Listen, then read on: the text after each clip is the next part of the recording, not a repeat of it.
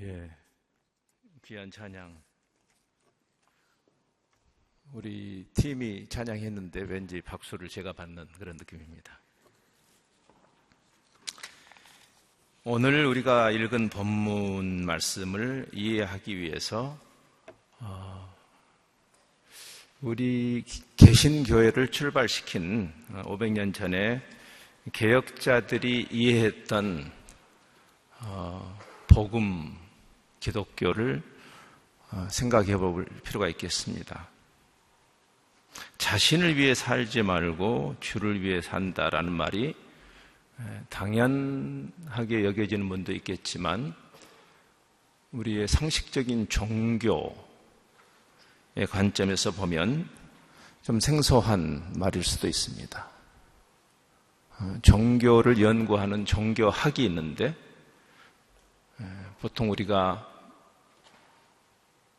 편하게 생각하는 종교란 이 세상을 사는 우리가 초자연적인 존재에게 기대서 또는 초자연적인 힘을 끌어당겨서 우리의 필요를, 우리의 소원을 성취하고 필요를 만족시키는 그런 행위를 종교라고 하죠. 그래서 나를 위해서 살지 않고 주님을 위해 산다는 말이 관점을 바꾸지 않는 한 불가능한 개념입니다. 사실 500년 전에 뒤틀린 기독교를 다시 바로잡은 그 개혁자들의 근간이 성경은 인간이 하나님을 찾아서 자기의 소원을 성취하는 그런 인본주의 종교가 아니고 천지를 창조하신 하나님이 아무도 하나님께 요청하지 않았는데 하나님이 스스로 자기의 영원하신 뜻, 목적을 계시하신 그런 계시 종교인 것이다. 따라서 성경을 우리 관점에서 뒤틀지 말고 성경을 계시하신 하나님의 관점에서 다시 봐야 하는 것이고 솔라 스크립투라. 그 성경은 우리가 성경을 열심히 공부해서 하나님을 손목을 비트는 그런 책이 아니고, 즉 성경이 하나님의 이용법이 아니고 하나님이 우리를 창조하시고 그리스도를 통해서 재창조하신 영원하신 뜻을 깨닫게 하는 책이죠. 그래서 개혁이 일어난 다음에 100년 동안 그들은 성경을 깊이 치열한 논쟁과 연구를 통과하면서 기독교의 근간을 인본주의 종교로부터 건져내서 소위 말하는 신본주의 신학을 다시 세우는 작업을 하게 되죠. 여러분과 제가 개신교회에 속해 있다라는 의미입니다. 중세교회가 철저하게 성경을 뒤틀어서 무당 종교로 전락해 있을 때 그렇지 않다. 하나님의 영광을 위한 것이다. 심지어는 우리의 구원이나 천당 가는 것이 성경의 핵심이 아니라 구원받은 우리를 통해서 하나님이 천지를 창조하신 하나님의 그 뜻이 온전히 이루어지는, 그래서 예수님도 기도를 교정해 주시지 않습니까? 나로 우리의 기도를 채울 때, 이 새벽에도 여러분이 기도의 보따리를 가지고 나오셨을 텐데 여러분 스스로를 위해서 기도하지 말라는 이야기가 아니라 근본적으로 그리고 궁극적으로 성경은 하나님의 뜻을 이루시는 주기도문이 그래서 나에서 하나님에게 바뀌지 않습니까? 하늘에 계신 우리 아버지시여, 당신의 이름이 거룩히 여김을 받으시고 내 뜻이 아니라 내 소원이 아니라 당신의 뜻이 이루어지기를 원합니다. 너희는 먼저 그의 나라와 그의 의를 구하라는 이 모든 가르침이 방향이 바뀐 것을 보여주죠. 개혁자들은 죄성을 자기중심성이라고 이해했습니다. 그래서 루터가 그렇게 이야기했습니다. 죄성에 의해서 움직이는 사람은 자기를 향하여 구부러진 사람이다. 재미있는 표현을 썼어요. 자기를 향해서 내 시선이 나를 보는 거죠. 재미있는 표현이지 않습니까? 그게 죄성이다. 내 시선이 나를 만드신 그분을 향하는 것이 회심이죠. 회심. 관점이 바뀌는 것이죠. 회심하지 않은 상태에서 종교를 바꾸는 개종이 성경의 초점이 아니고, 다른 종교를 믿던 사람이 기독교라는 종교로 오는 것조차도 아니라 나의 주인을 만나는 일이 회심인 것이죠. 그 이해를 하지 못하면 본문을 이해할 수 없습니다. 릭 워렌이라는 사람이 그 목적을 향해서 우리가 가도록 부르신 거구나. 애시당초 하나님 우리를 창조하신 것도 그분의 영광을 위함이고, 그리스도라는 어마어마한 지부를, 여기 대가 지부를 오늘 본문에 말씀하지 않습니까? 그 지부를 한 것도 여러분 천당가라고가 아니라 하나님의 그 목적을 향해서 우리를 되돌리시는 신본주의적 종교. 솔리 데오 글로리아, 오직 하나님께 영광이라는 이 궁극적인 메시지를 붙잡았던 운동이 개혁운동입니다. 적어도 여러분이 그 개혁자들의 이 회복한 신앙의 연장선상에 자신이 서 있다라고 감히 말한다면, 우리는 이 하나님 중심성에 대한 깊은 이해가 있어야 되고, 우리가 왜 잠시 이 세상에 머물고 있는가를 깨달아야 하는 거죠. 예수 믿고 천당 가는 게 목적이라면 여기 왜 있는 거예요 도대체? 근데 이 본문은 그 정도의 어떤 도리, 의무, 이런 정도로 우리에게 말하고 있지 않습니다. 바울은 하나님의 하나님 되심을 생각할 때 우리가 의무나 도리로서도 그게 마땅하지만, 정말 하나님의 은혜가 놀라운 것은 우리가 주님을 위해서 살아야 하는 이유나 동인이 사랑에 있다는 것이죠. 하나님이 우리를 손목 비틀어서 바로 잡으시는 그런 일을 하실 수도 있죠. 그분에겐 그런 권리가 있죠. 우리를 창조하신 분이니까. 근데 정말 은혜의 황홀함은 천지를 창조하신 창조자가 우리를 하나님의 형상으로 만들어 사랑하자고 하시는, 하나님이 애시당초에 그리스도를 보내신 가장 심연에 있는 동인이 사랑이라고, 요한복음 3장 16절 기억나시죠? 하나님이 세상을 이처럼 사랑하사 그리스도를 보내셨다고.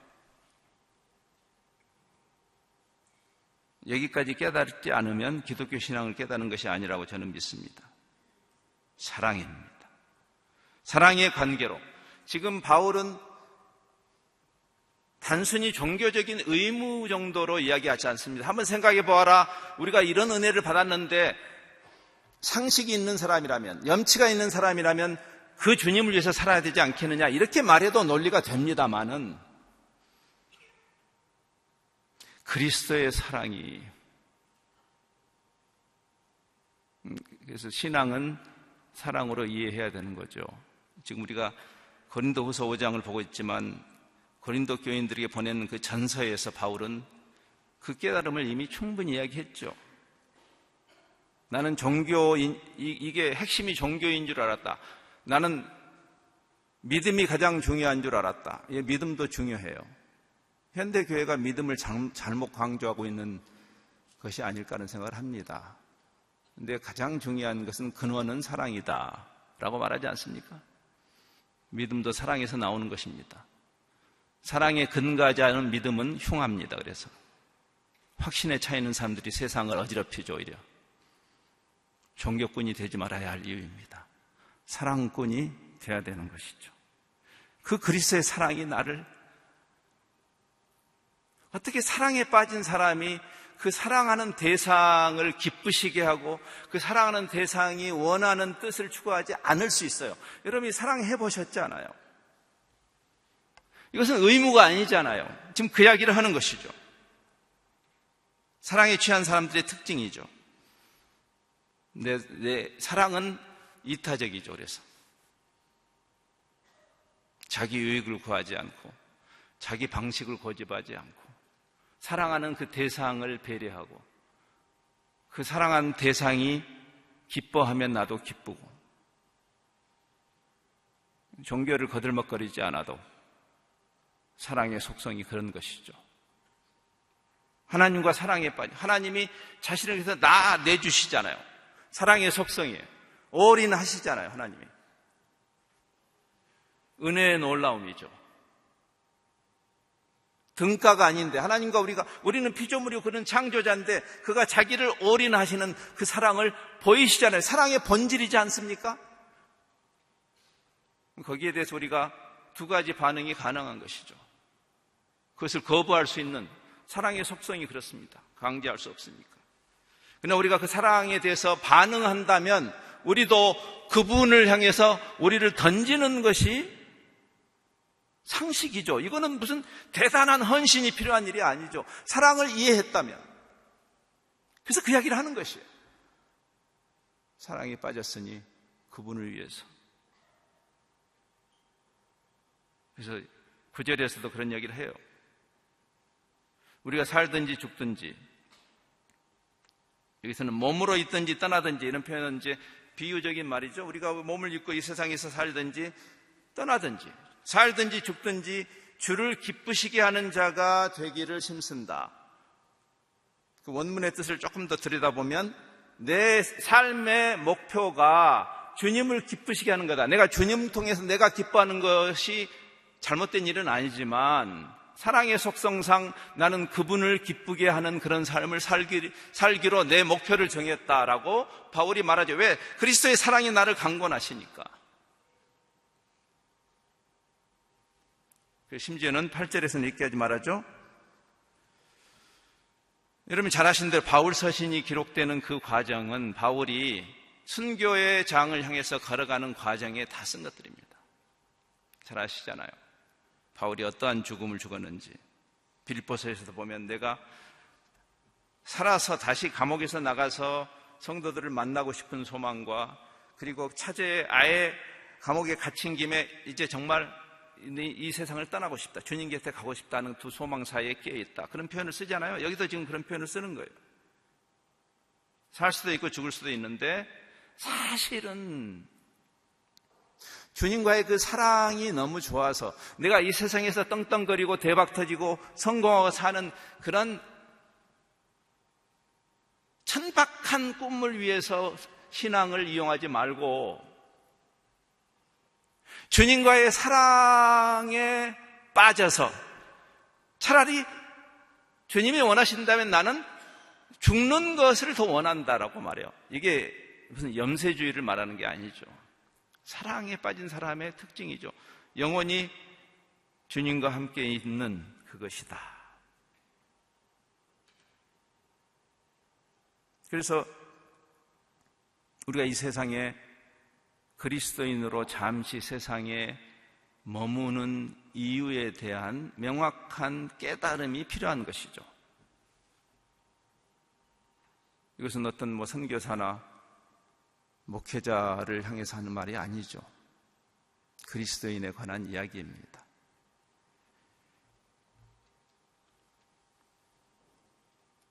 주님께서 자신을 많은 사람을 위해서, 그렇죠? 생각건대 한 사람이 모든 사람을 대신하여 죽었다. 이 자체가 이타적 삶의 모델이죠. 선교사에게 선교적 삶을 살라고 하신 것이 아니라 그리스도인들이 그 삶으로 초청을 받은 거죠. 한 사람이 모든 사람을 위해서 죽었은즉 그에게 붙은 모든 우리가 다 죽은 것이다. 우리가 다 죽었어요. 우리 이 세상에서 우리의 욕심을 챙기던 그 옛사람이 죽었기 때문에 여러분이 정말 그리스도인이 되세요. 여러분이 그냥 종교적 소비자로서 여기 앉아 계시다면 모르지만 주님께 붙어 있는 사람들이라면 주님이 죽으심으로 세상을 이롭게 하듯이 우리도 그 주님께 붙은 자들이 함께 죽은 것이다. 그러면 뭐가 남아요? 지금 이 잠시 사는 것은 우리를 부르신 그분의 목적, 세상을 구하는 그런 삶으로 우리를 부르신 것이죠. 그래서 십자가 복음은 본질적으로 선교적입니다. 주님이 십자가에서 지금 여기 앉아있는 배타적 특권층에게 복주기 위해서 죽으신 것이 아니라 만유를, 그렇죠? 만유를 회복하시는, 그리고 그분에게 접붙임을 받은 우리를 통해서 그 일을 하기를 원하셨죠. 그게 아브라함의 후손인 히브리인의 선택이었고 신약교회의 정체성인 것이죠. 그 언약, 선교적 언약을 끌어서 선교적 복음을 설명하죠. 갈라디아서에서 바울은. 그래서 갈라디아서에서 그는 이렇게 말합니다. 하나님이 이방을 믿음으로 말미암아, 갈라디아 3장 8절에 이렇게 설명하고 있죠. 이방을 믿음으로 말미암아 의로 정하실 것을 성경이 미리 알고, 창세기 12장에 나오는 아브라함과 그 후손을 통해서 열방이 그 축복을 받게 될, 아브라함과 후손인 히브리인들을 편애하시는 그런 지형령이 아니라 그들을 도구 삼아 교회를 편애하시는, 새벽을 끼우고 이 새벽 기도까지 나온 40일 기도에 나온 여러분들을 하나님이 편애하시는, 하나님 보셨죠? 오늘도 나왔습니다. 그래서 여러분들을 특별 대우하셔야 되는 거예요. 지금 그게 기독교가 말하는 복음의 틀인가요? 그래서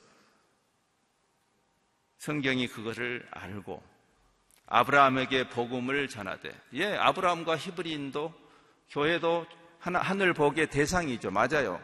축복의 대상이죠. 그러나 근본적으로 대상이자 통로로 부르신, 그래서 모든 이방인이 너로 말미암아 복을 받으리라. 그래서 오늘 본문의 15절은 그렇게 결론을 내리죠. 그가 모든 사람을 대신하여 죽으심은 살아있는 자들로 하여금, 우리로 하여금 다시는 우리 자신을 위해서, 왜? 우리 자신에게 죽었으니까. 우리는 이미 주님을 가졌으니까. 뭘 더 바라십니까? 나 같은 질그릇에 그리스도라는 보화를 담아주셨는데 뭘 더 바라세요? 다시는 자신을 위해서 살지 않고 오직 그들을 대신하여 죽었다가 다시 살아나신 이를 위하여 살게 하려 하심이라. 이게 제자도입니다. 제자도. 제자도가 뭐라고 생각하세요?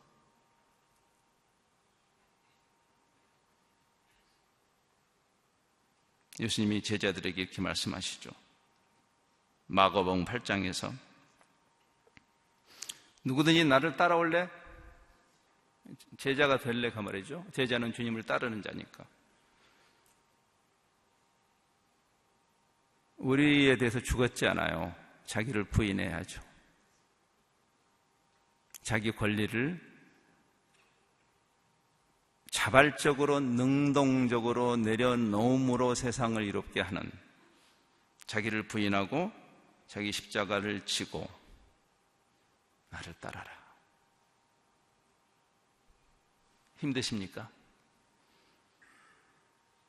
마태복음에서 똑같은 말씀을 하시고, 누가는 그거를 조금 이렇게 제자됨의 핵심 조건으로 이렇게 말합니다. 누구든지 자기 십자가를 지고 나를 따르지 않는 자는 내 제자의 자격이 되지 않는다 그랬어요. 종교 생활을 해서야 되겠어요, 우리가? 여러분이 열심히 종교 생활하면 그리스도의 제자입니까? 복음을 다시 깊이 이해해야 되죠. 말씀을 마치면서 이런 생각을 합니다. 저는 한국교회 또는 현대교회의 진정한 위기는 무슨 추수꾼이나 무슨 이단 운동이 아니라고 생각합니다. 이단 운동은 이단으로 이미 정체가 드러났지 않아요? 그래서 위협이 아니에요. 우리 안에 있는 철저한 인본주의적 뒤틀린 종교가 진정한 위기라고 생각합니다. 지금 바울은 그것을 교정하고 있는 것이고 2000년 교회 역사는 끊임없이 십자가 신학이다. 십자가에 관한 것이다. 누림에 관한 것이라기보다는 우리는 이미 주님을 가짐으로 이미 누리고 있는 거죠.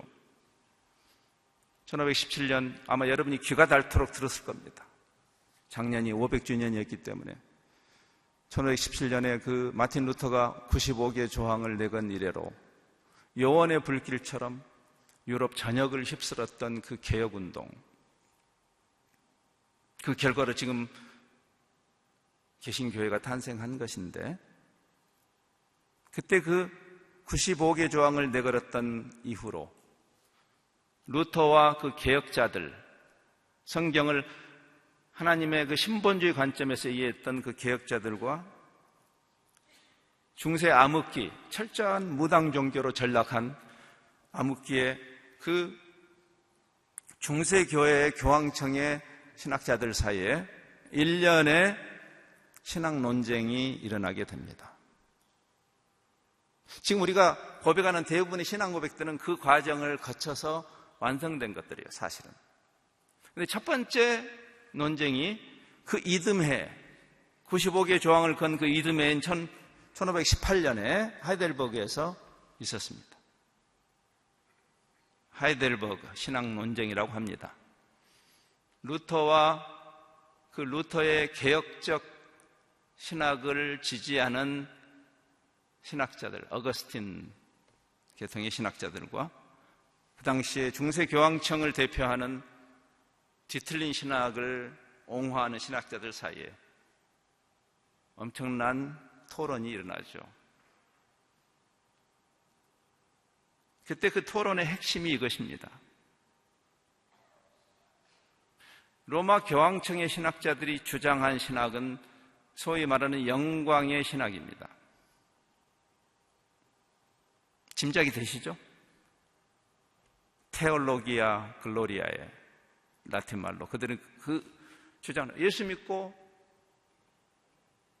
누리는 거죠. 예수 믿고 대박 터지는 거죠. 예수 믿고 만사형통.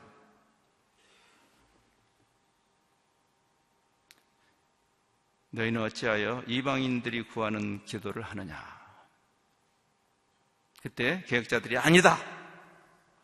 성경을 다시 봐라. 오늘 본문을 포함해서. 주님은 우리를 어떤 삶으로 부르셨는가? 십자가 신학이다. 나를 따라올래? 자기를 부인하고 자기 십자가를 지고 따라와라.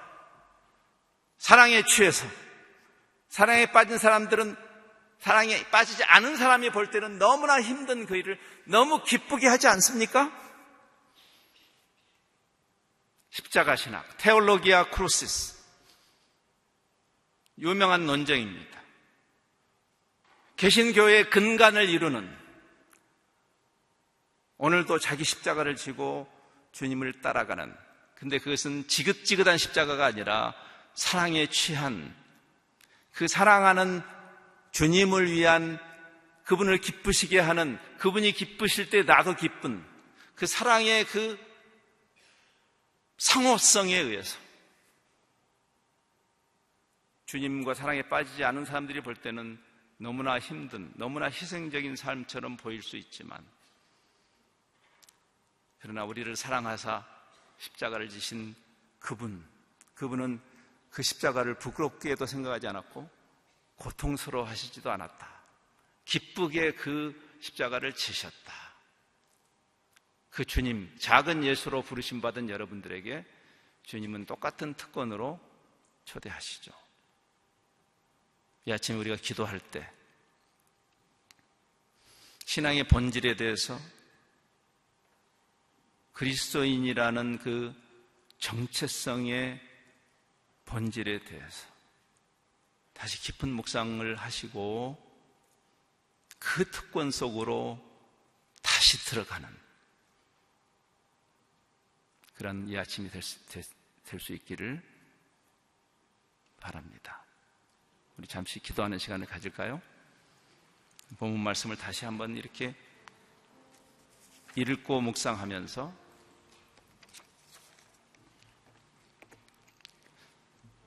나는 누구인가? 내 정체성은 무엇인가? 내가 잠시 이 세상에 그리스도인으로 산다는 그 이유와 의미가 무엇일까? 하나님은 어떤 목적을 가지고 그리스도 안에서 나를 부르셨고, 내가 이 세상에 잠시 사는 그 삶의 여정이 어떠해야 할 것으로 기대하실까? 주님이 가르치신, 교정해 주신 주기도문을 좀 묵상해도 좋겠습니다. 그래서 그리스도께서 우리를 위하여 죽으심은 더 이상 우리가 잠시 사는 이 삶을 허탄한 가치에다 낭비하지 않고 영원한 가치를 향해서 우리 삶을 기쁨으로 투자하도록 지혜로운 청지기로 그렇게 새로운 하루를 여는 그런 기도의 시간이 되기를 바랍니다. 다 같이 기도하겠습니다.